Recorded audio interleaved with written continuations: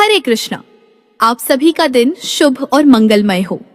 आज दिनांक है 12 दिसंबर और दिन है शुक्रवार। आइए श्रवण करते हैं पौष मास महात्म्य का 7वां और 8वां अध्याय।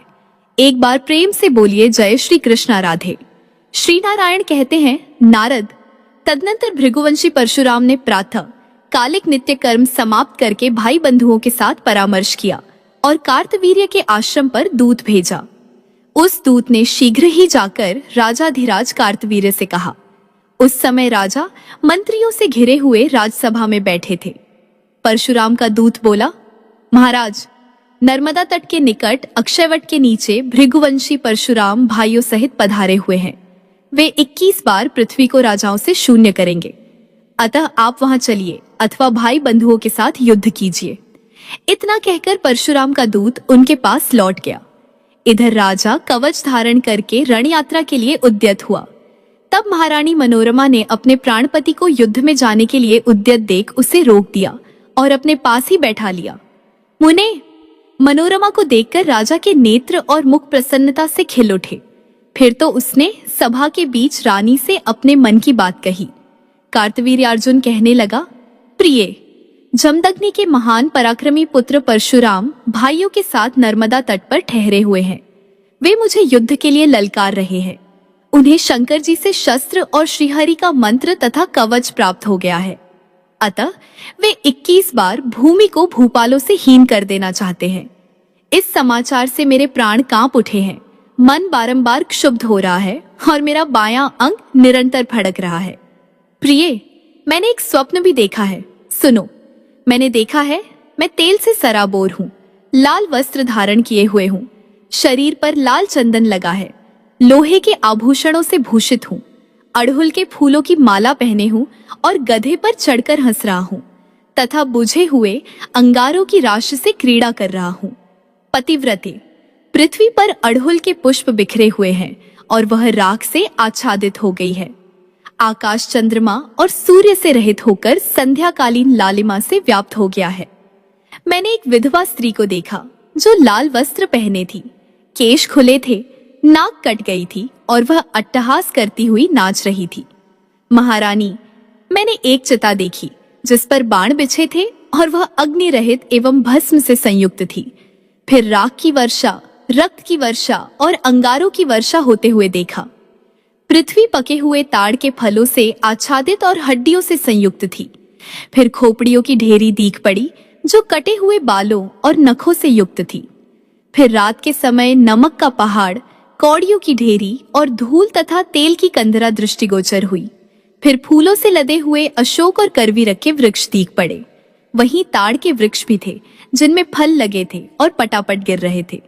यह भी देखा कि मेरे हाथ से भरा हुआ कलश गिर पड़ा और चकनाचूर हो गया तथा आकाश से चंद्रमंडल गिर रहा है।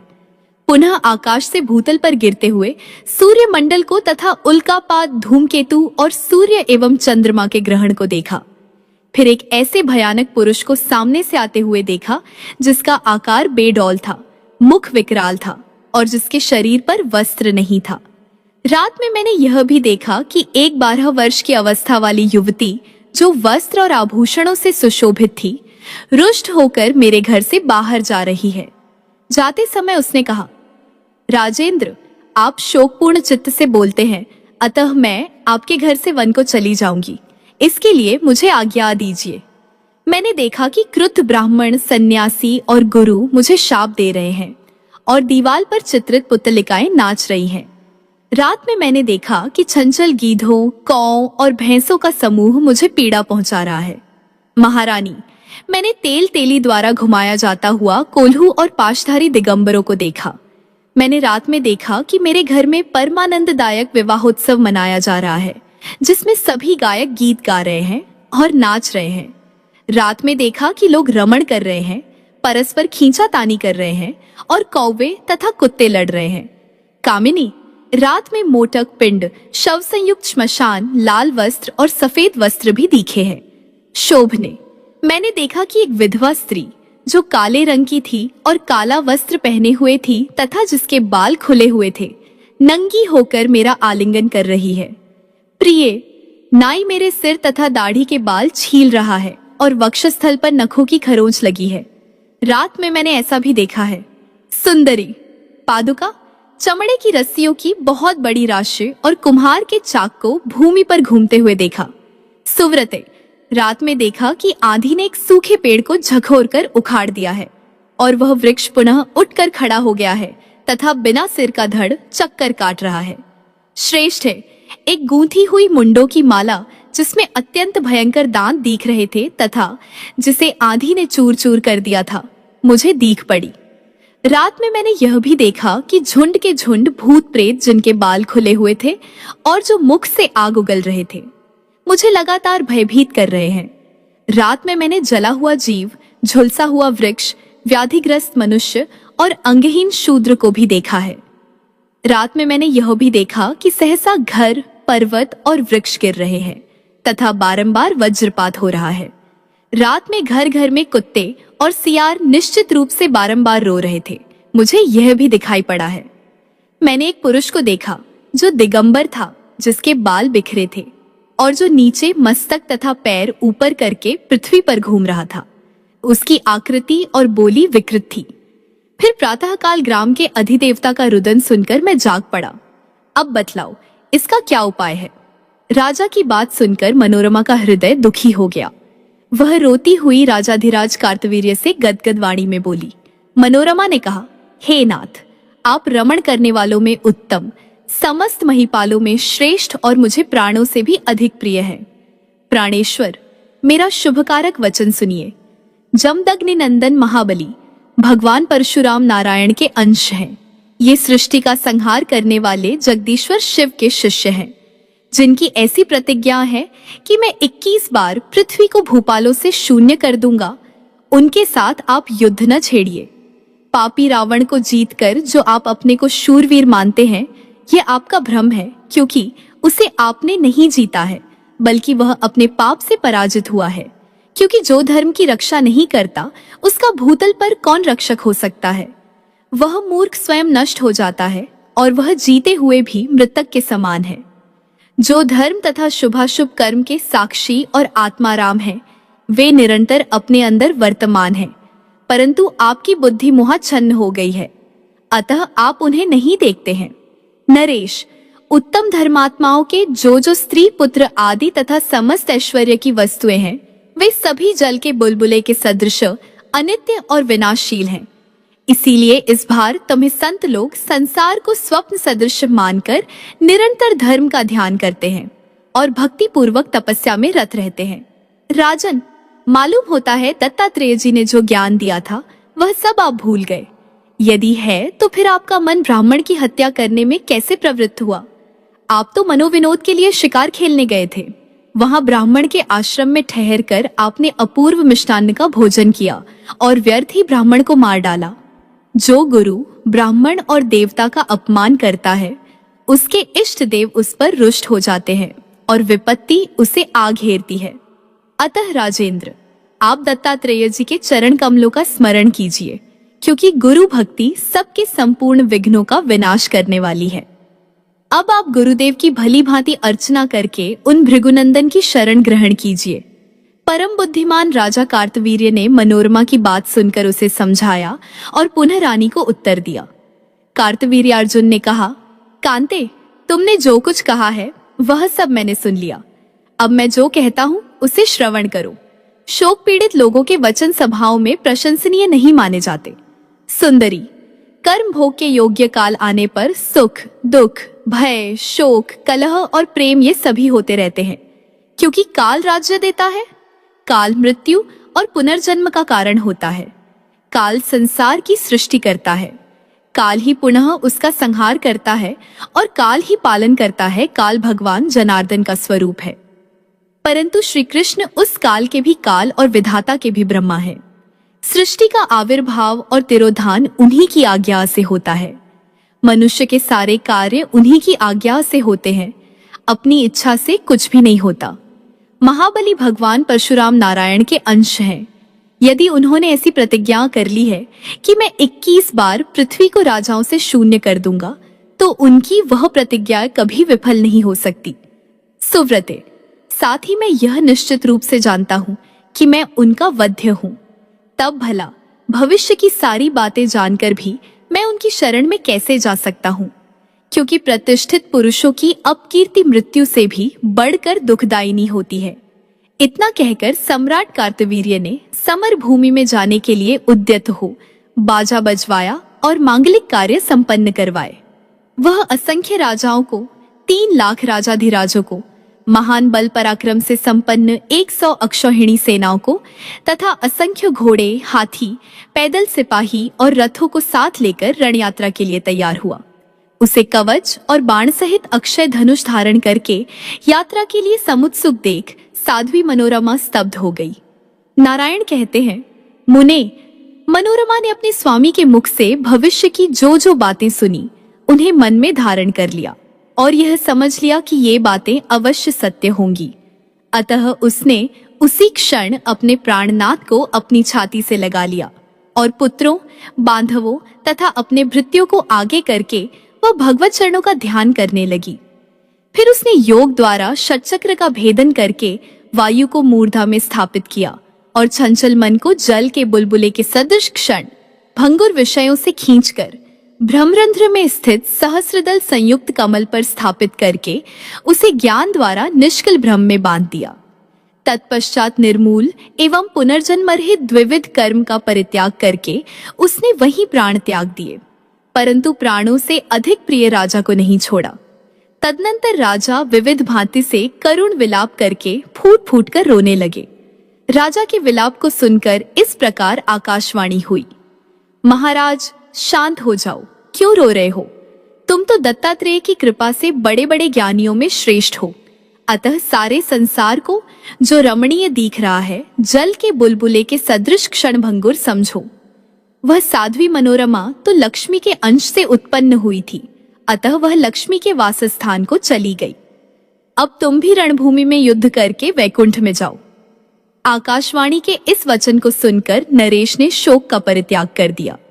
तत्पश्चात चंदन की लकड़ी से दिव्य चिता तैयार की और पुत्र द्वारा अग्नि संस्कार कराकर उसका दाह कराया।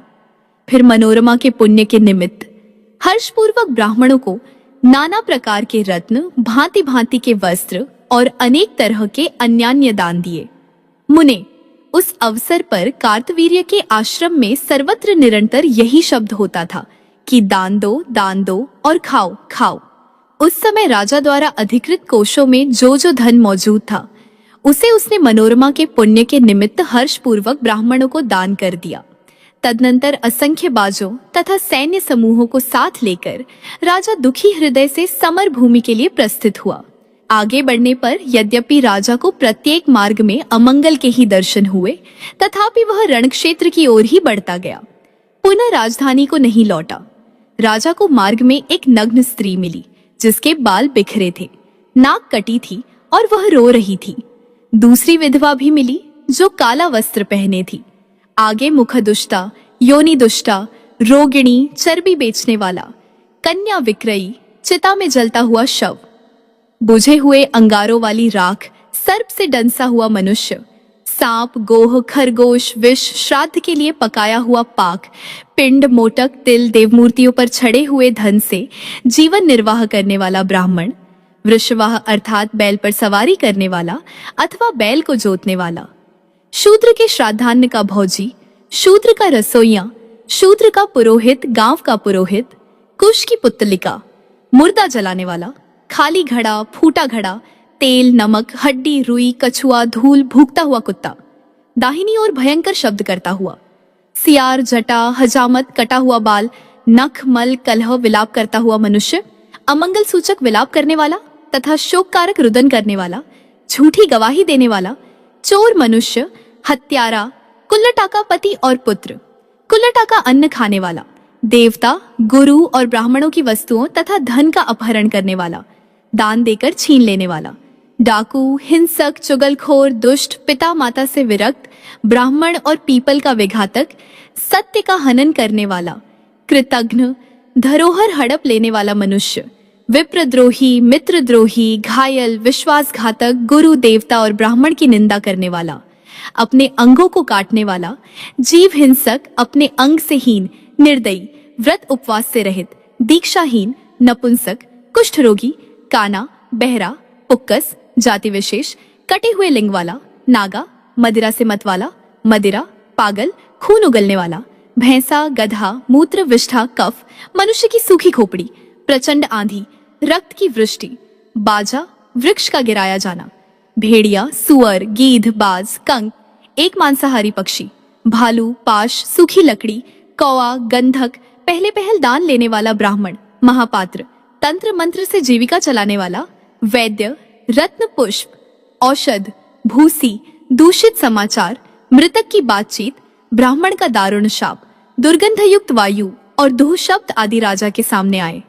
राजा का मन दूषित हो गया, प्राण निरंतर क्षुब्ध रहने लगे, बायां अंग फड़कने लगा और शरीर में जड़ता आ गई। तथापि राजा को युद्ध में ही अपना मंगल दिख रहा था, अतः वह निशंक हो सारी सेनाओं को साथ लेकर युद्ध क्षेत्र में प्रविष्ट हुआ। वहां भृगुवंशी परशुराम को सामने देखकर वह तुरंत रथ से उतर पड़ा और भक्ति पूर्वक बड़े बड़े राजाओं के साथ दंड की भांति भूमि पर लेटकर उन्हें प्रणाम किया। तब परशुराम ने तुम स्वर्ग में जाओ ऐसा राजा को उसका अभीष्ट आशीर्वाद दिया। वह उनके मनोनुकूल ही हुआ, क्योंकि ब्राह्मण के आशीर्वचन दुर्लंघ्य होते हैं। तदनंतर राजराजेश्वर कार्तवीर्य उसी क्षण राजाओं सहित परशुराम को नमस्कार करके तुरंत ही रथ पर, जो नाना प्रकार की युद्ध सामग्री से संपन्न था, सवार हुआ। फिर उसने सहसा दुंदुभे, मुर्ज आदि तरह तरह के बाजे बजवाए और ब्राह्मणों को धन दान किया। तब वेदवेत्ताओं में श्रेष्ठ परशुराम राजाओं की उस सभा में राजाधिराज कार्तवीर्य से हितकारक, सत्य एवं नीति युक्त वचन बोले। परशुराम ने कहा, अये धर्मिष्ठ राजेंद्र, तुम तो चंद्रवंश में उत्पन्न हुए हो और विष्णु के अंशभूत बुद्धिमान दत्तात्रेय के शिष्य हो। तुम स्वयं विद्वान हो और वेदज्ञाओं के मुख से तुमने वेदों का श्रवण भी किया है। फिर भी तुम्हें इस समय सज्जनों को विडंबित करने वाली दुर्बुद्धि कैसे उत्पन्न हो गई? तुमने पहले लोभवश निरीह ब्राह्मण की हत्या कैसे कर डाली, जिसके कारण सती साध्वी ब्राह्मणी शोक संतप्त होकर पति के साथ सती हो गई। भूपाल, इन दोनों के वध से परलोक में तुम्हारी क्या गति होगी? यह सारा संसार तो कमल के पत्ते पर पड़े हुए जल की बूंद की तरह मिथ्या ही है। सुयश हो अथवा अपयश, इसकी तो कथा मात्र अवशिष्ट रह जाती है। अहो, सत्पुरुषों की दुष्कीर्ति हो, इससे बढ़कर और क्या विडंबना होगी? कपिला कहाँ गई? तुम कहाँ गए? विवाद कहाँ गया? और मुनि कहाँ चले गए? परंतु एक विद्वान राजा ने जो कर्म कर डाला वह हलवाहा भी नहीं कर सकता। मेरे धर्मात्मा पिता ने तो तुम जैसे नरेश को उपवास करते देखकर भोजन कराया और तुमने उन्हें वैसा फल दिया। राजन, तुमने शास्त्रों का अध्ययन किया है, तुम प्रतिदिन ब्राह्मणों को विधि पूर्वक दान देते हो और तुम्हारे यश से सारा जगत व्याप्त है। फिर बुढ़ापे में तुम्हारी अपकीर्ति कैसे हुई? प्राचीन काल के वंदीगण ऐसा कहते हैं कि भूतल पर कार्तवीर्यार्जुन के समान दाता, सर्वश्रेष्ठ, धर्मात्मा, यशस्वी, पुण्यशाली और उत्तम बुद्धि संपन्न न कोई हुआ है और न आगे होगा। जो पुराणों में विख्यात है उसकी ऐसी अपकीर्ति आश्चर्य है। राजन, प्राणियों के लिए दुर्वाक्य तीखे अस्त्र से भी बढ़कर दुस्सह होता है। इसीलिए संकट काल में भी सत्पुरुषों के मुख से दुर्वचन नहीं निकलते। राजेंद्र, मैं तुम पर दोषारोपण नहीं कर रहा हूँ, बल्कि सच्ची बात कह रहा हूँ। अतः इस राजसभा में तुम मुझे उत्तर दो। इस सभा में सूर्य, चंद्र और मनु के वंशज विद्यमान हैं। अतः सभा में तुम ठीक ठीक बतलाओ, जिसे तुम्हारे पितर और देवगण भी सुने। साथ ही असत को कहने में समर्थ ये सारे नरेश भी श्रवण करें, क्योंकि समदृष्टि रखने वाले सत्पुरुष लोग पक्षपात की बात नहीं कहते। युद्ध स्थल में इतना कहकर परशुराम चुप हो गए।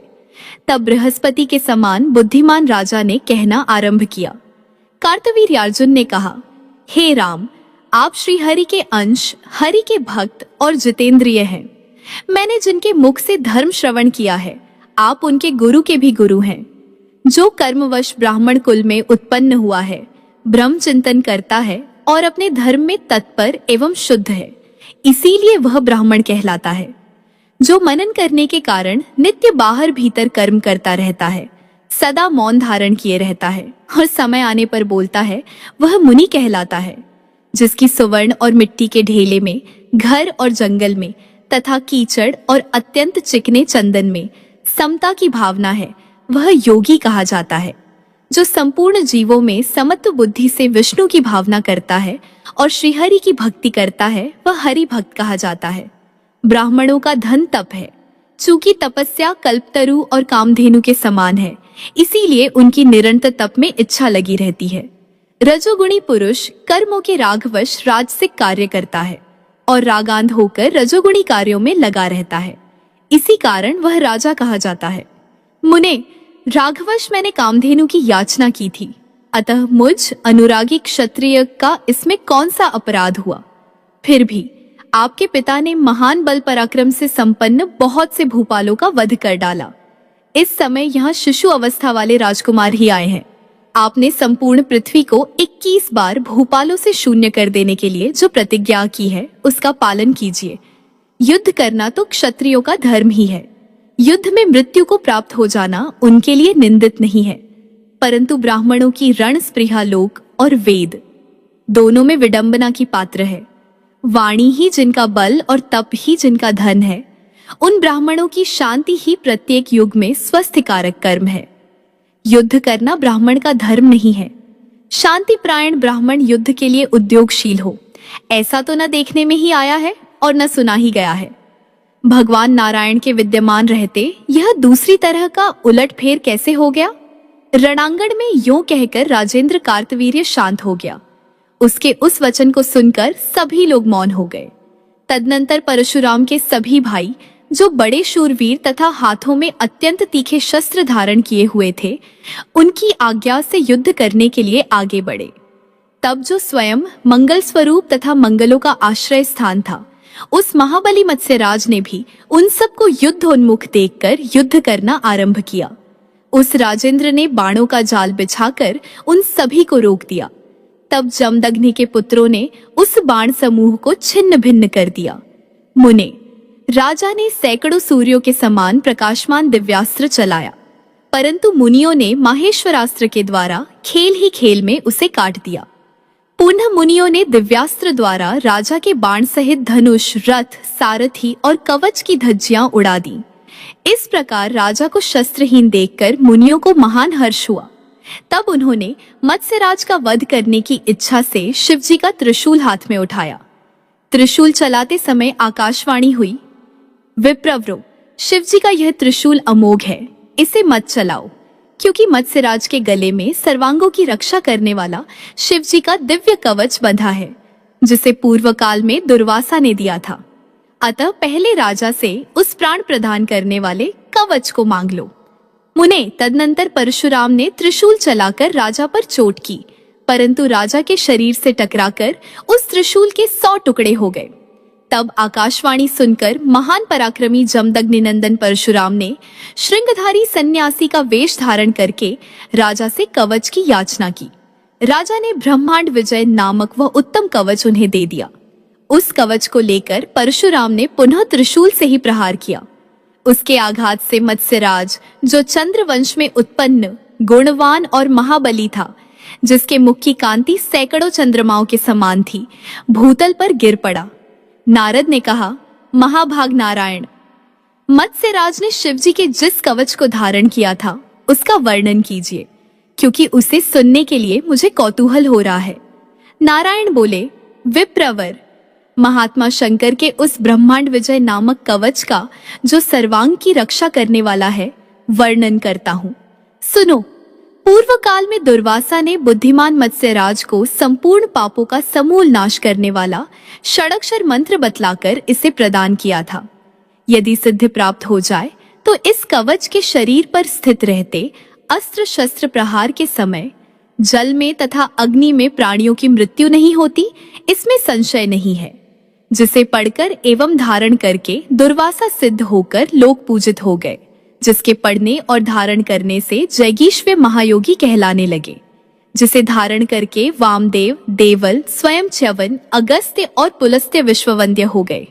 श्री नारायण कहते हैं, नारद, युद्ध में मत्स्यराज के गिर जाने पर महाराज कार्तवीर्य के भेजे हुए बृहद बल सोमदत्त, विदर्भ, मिथिलेश्वर, निषधराज, मगधाधिपति एवं कान्यकुब्ज, सौराष्ट्र, राढ़ीय, वारेंद्र, सौम्यबंगीय, महाराष्ट्र, गुर्जर जातीय और कलिंग आदि के सैकड़ों सैकड़ों राजा 12 अक्षौहिणी सेना के साथ आए, परंतु परशुराम जी ने सबको रणभूमि में सुला दिया।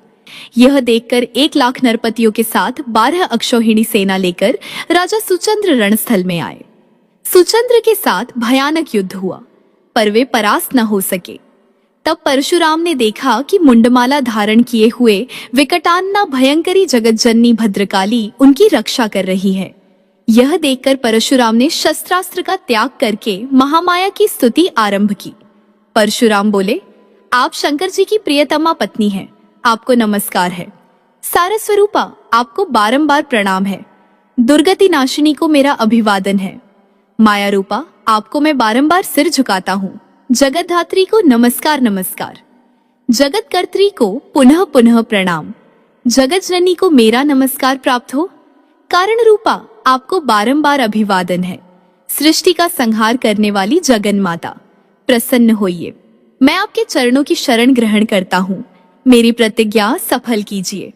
मेरे प्रति आपके विमुख हो जाने पर कौन मेरी रक्षा कर सकता है। भक्तवत्सले, शुभ है, आप मुझ भक्त पर कृपा कीजिए। सुमुखी, पहले शिवलोक में आप लोगों ने मुझे जो वरदान दिया था, उस वर को आपको सफल करना चाहिए। परशुराम द्वारा किए गए इस स्तवन को सुनकर अंबिका का मन प्रसन्न हो गया और भय मत करो, यों कहकर वे वहीं अंतर्धान हो गई। जो मनुष्य भक्ति पूर्वक इस परशुरामकृत स्तोत्र का पाठ करता है, वह अनायास ही महान भय से छूट जाता है। वह त्रिलोकी में पूजित, त्रैलोक्य विजयी, ज्ञानियों में श्रेष्ठ और शत्रु पक्ष का विमर्दन करने वाला हो जाता है। इसी बीच ब्रह्मा जी धर्मात्माओं में श्रेष्ठ भृगुवंशी परशुराम के पास आकर उनसे उस रहस्य का वर्णन करने लगे। ब्रह्मा जी बोले, महाभाग राम, अपनी प्रतिज्ञा सफल करने के लिए पहले तुम सुचंद्र की विजय के हेतुभूत रहस्य का मुझसे श्रवण करो। पूर्व काल में दुर्वासा ने सुचंद्र को दशाक्षरी महाविद्या तथा भद्रकाली का परम दुर्लभ कवच प्रदान किया था। भद्रकाली का कवच देवताओं के लिए भी अत्यंत दुर्लभ है। वह कवच संपूर्ण शत्रुओं का विनाश करने वाला, अत्यंत पूजनीय, प्रशंसनीय और त्रिलोकी पर विजय पाने का कारण है। वह कवच जिसके गले में वर्तमान है, उसे जीतने के लिए भूतल पर तुम कैसे समर्थ हो सकते हो। अतः भार्गव, तुम भिक्षा के लिए जाओ और राजा से प्रार्थना करो। सूर्यवंश में उत्पन्न हुआ वह राजा परम धर्मात्मा एवं दानी है। मांगने पर वह निश्चय ही प्राण, कवच, मंत्र आदि सब कुछ डालेगा। मुने, तब परशुराम सन्यासी का वेश धारण करके राजा के पास गए और उससे उन्होंने मंत्र तथा परम अद्भुत कवच की याचना की। तब राजा ने अत्यंत आदर पूर्वक उन्हें मंत्र और कवच दे दिया। तदनंतर परशुराम ने शंकर जी के त्रिशूल से उस राजा का काम तमाम कर दिया। नारद जी ने कहा, सर्वज्ञनाथ, अब मैं आपके मुख से भद्रकाली कवच तथा उस दशाक्षरी महाविद्या को सुनना चाहता हूँ। श्री नारायण बोले, नारद, मैं दशाक्षरी महाविद्या तथा तीनों लोकों में दुर्लभ उस गोपनीय कवच का वर्णन करता हूँ। सुनो। एयं ह्रीं श्रीं क्लीं कालिकाय स्वाहा, यही दशाक्षरी महाविद्या है। इसे पुष्कर तीर्थ में सूर्य ग्रहण के अवसर पर दुर्वासा ने राजा को दिया था। उस समय राजा ने 10 लाख जप करके मंत्र सिद्ध किया और इस उत्तम कवच चखे 5 लाख जप से ही वे सिद्ध कवच हो गए। तत्पश्चात वे अयोध्या में लौट आए और इसी कवच की कृपा से उन्होंने सारी पृथ्वी को जीत लिया। नारद जी ने कहा, प्रभु, जो तीनों लोकों में दुर्लभ है, उस दशाक्षरी महाविद्या को तो मैंने सुन लिया। अब मैं कवच सुनना चाहता हूँ, वह मुझसे वर्णन कीजिए। श्री नारायण बोले, विप्रेंद्र, पूर्व काल में त्रिपुरवध के भयंकर अवसर पर शिव की विजय के लिए नारायण ने कृपा करके शिव को जो परम अद्भुत कवच प्रदान किया था, उसका वर्णन करता हूँ, सुनो। मुने, वह कवच अत्यंत गोपनीयों से भी गोपनीय तत्व स्वरूप तथा संपूर्ण मंत्र समुदाय का मूर्तिमान स्वरूप है।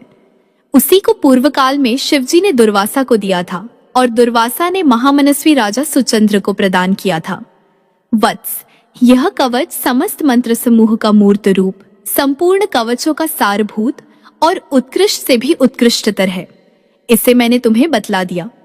इसी कवच की कृपा से राजा सुचंद्र 7 द्वीपों के अधिपति हो गए थे। इसी कवच के प्रभाव से पृथ्वीपति मांधाता सप्तद्वीपति पृथ्वी के अधिपति हुए थे। इसी के बल से प्रचेता और लोमश सिद्ध हुए थे तथा इसी के बल से सौभरी और पिप्पलायन योगियों में श्रेष्ठ कहलाए। जिसे यह कवच सिद्ध हो जाता है वह समस्त सिद्धियों का स्वामी बन जाता है। सभी महादान, तपस्या और व्रत इस कवच की 16वीं कला की भी बराबरी नहीं कर सकते, यह निश्चित है। जो इस कवच को जाने बिना जगत जननी काली का भजन करता है उसके लिए 1 करोड़ जप करने पर भी यह मंत्र सिद्धिदायक नहीं होता। श्रीनारायण कहते हैं, ब्राह्मण, रणक्षेत्र में राजाधिराजों के शिरोमणि सुचंद्र के गिर जाने पर 3 अक्षौहिणी सेना के साथ पुष्कराक्ष आ धमका। महान पराक्रमी राजा पुष्कराक्ष सूर्यवंश में उत्पन्न महालक्ष्मी का सेवक, लक्ष्मीवान और सूर्य के समान प्रभाशाली था। वह सुचंद्र का पुत्र था। उसके गले में महालक्ष्मी का मनोहर कवच बंधा था, जिसके प्रभाव से वह परमेश्वर्य संपन्न और त्रिलोक विजयी हो गया था। उसे देखकर बुद्धिमान परशुराम के सभी भाई हाथों में नाना प्रकार के शस्त्रास्त्र धारण करके युद्ध करने के लिए आ डटे। राजा ने लीलापूर्वक बाण समूह की वर्षा करके उन्हें छेद डाला। तब उन वीरों ने भी हंसते हंसते उन बाणों के टुकड़े टुकड़े कर डाले। फिर तो पुष्कराक्ष के साथ घोर युद्ध आरंभ हुआ। परशुराम ने पाशुपतास्त्र के सिवा सभी अस्त्र शस्त्रों का प्रयोग किया, पर पुष्कराक्ष ने सबको काट गिराया। तब अपने समस्त शस्त्रास्त्रों को विफल देखकर परशुराम ने स्नान करके शिवजी को प्रणाम किया और पाशुपतास्त्र का प्रयोग करना चाहा। इतने में भगवान नारायण ब्राह्मण का वेश धारण करके वहां प्रकट हो गए और बोले, ब्राह्मण वेशधारी। नारायण ने कहा, वत्स भार्गव, यह क्या कर रहे हो? तुम तो ज्ञानियों में श्रेष्ठ हो, फिर भ्रमवश क्रोधावेश में आकर मनुष्य का वध करने के लिए पाशुपत का प्रयोग क्यों कर रहे हो? इस पाशुपत से तो तत्काल ही सारा विश्व भस्म हो सकता है, क्योंकि यह शस्त्र परमेश्वर श्री कृष्ण के अतिरिक्त और सबका विनाशक है। अहो, पाशुपत को जीतने की शक्ति तो सुदर्शन में ही है, क्योंकि श्रीहरि का सुदर्शन चक्र समस्त अस्त्रों का मान मर्दन करने वाला है। शिव जी का पाशुपतास्त्र और श्रीहरि का सुदर्शन चक्र, ये ही दोनों तीनों लोकों में समस्त अस्त्रों में प्रधान है। इसलिए ब्राह्मण, तुम पाशुपतास्त्र को रख दो और मेरी बात सुनो। इस समय तुम जिस प्रकार महाबली राजा पुष्कराक्ष को जीत सकोगे तथा जिस प्रकार अजेय कार्तवीर्य पर विजय पा सकोगे, वह सारा उपाय तुम्हें बतलाता हूँ। सावधानतया श्रवण करो। महालक्ष्मी का कवच जो तीनों लोकों में दुर्लभ है, पुष्कराक्ष भक्ति पूर्वक विधि विधान के साथ अपने गले में धारण कर रखा है और पुष्कराक्ष का पुत्र दुर्गतिनाशिनी दुर्गा का परम अद्भुत एवं उत्तम कवच अपनी दाहिनी भुजा पर बांधे हुए है। इन कवचों की कृपा से वे दोनों विश्व पर विजय पा लेने में समर्थ हैं। उनके शरीर पर कवचों के वर्तमान रहते त्रिभुवन में उन्हें कौन जीत सकता है? मुने, मैं तुम्हारी प्रतिज्ञा सफल करने के निमित्त उन दोनों के सन्निकट मांगने के लिए जाऊंगा और उनसे कवच की याचना करूंगा। ब्राह्मण की बात सुनकर परशुराम का मन भयभीत हो गया। तब वे दुखी हृदय से उस वृद्ध ब्राह्मण से बोले। परशुराम ने कहा, महाप्राज्ञा, ब्राह्मण रूपधारी आप कौन हैं? मैं यह नहीं जान पा रहा हूँ, अतः मुंह अनजान को शीघ्र ही अपना परिचय दीजिए, तत्पश्चात राजा के पास जाइए। परशुराम का वचन सुनकर ब्राह्मण को हंसी आ गई। वे, मैं विष्णु हूँ, यो कहकर राजा के पास याचना करने के लिए चले गए। उन दोनों के सन्निकट जाकर विष्णु ने उनसे कवच की याचना की। तब विष्णु की माया से मोहित होकर उन्होंने विष्णु को दोनों कवच दान कर दिए। भगवान विष्णु उन कवचों को लेकर वैकुंठ को चले गए। नारद जी ने पूछा, महामुने, भूपाल पुष्कराक्ष को महालक्ष्मी का कवच किसने दिया था तथा पुष्कराक्ष के पुत्र को दुर्गा का दुर्लभ कवच किसने बताया था? आप इसे बतलाने की कृपा करें, क्योंकि इसे सुनने की मेरी प्रबल उत्कंठा है। जगत गुरु, साथ ही मुझे यह भी बताइए कि उन दोनों के कवच कैसे थे, उनका क्या फल है और वे दोनों मंत्र किस तरह के थे? श्री नारायण ने कहा, नारद, बुद्धिमान पुष्कराक्ष को महालक्ष्मी का कवच और दशाक्षर मंत्र सनत कुमार ने दिया था। उन्होंने ही गोपनीय स्तोत्र, उसका चरित्र, पूजा की विधि और सामवेदोक्त मनोहर ध्यान भी बतलाया था।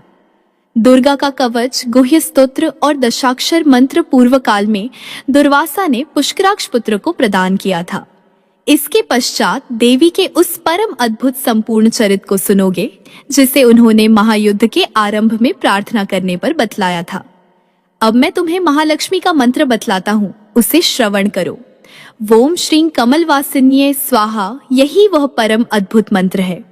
मुने, सनत कुमार ने बुद्धिमान पुष्कराक्ष को जो पूजा विधि और सामवेदोक्त ध्यान बतलाया था उसे सुनो। सहस्र दलकमल जिनका आसन है, जो भगवान पद्मनाभ की सती साध्वी प्रियतमा है। कमल जिनका घर है, जिनका मुख कमल के सदृश और नेत्र कमल पत्र की सी आभा वाले हैं।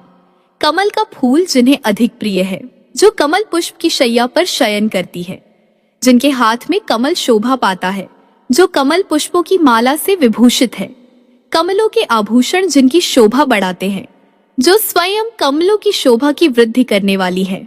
और मुस्कराती हुई जो कमल वन की ओर निहार रही है, उन पद्मिनी देवी का मैं आनंद पूर्वक भजन करता हूँ। साधक को चाहिए कि चंदन का अष्टदल कमल बनाकर उस पर कमल पुष्पों द्वारा महालक्ष्मी की पूजा करे। फिर गण का भली भांति पूजन करके उन्हें षोडशोपचार समर्पित करे। तदनंतर स्तुति करके भक्ति पूर्वक उनके सामने सिर झुकावे। ब्राह्मण, अब सबका सारूप कवच तुम्हें बतलाता हूँ, सुनो। श्री नारायण आगे कहते हैं, विप्रवर, भगवान पद्मनाभ ने अपने नाभि कमल पर स्थित ब्रह्मा को लक्ष्मी का जो परम शुभकारक कवच प्रदान किया था उसे सुनो।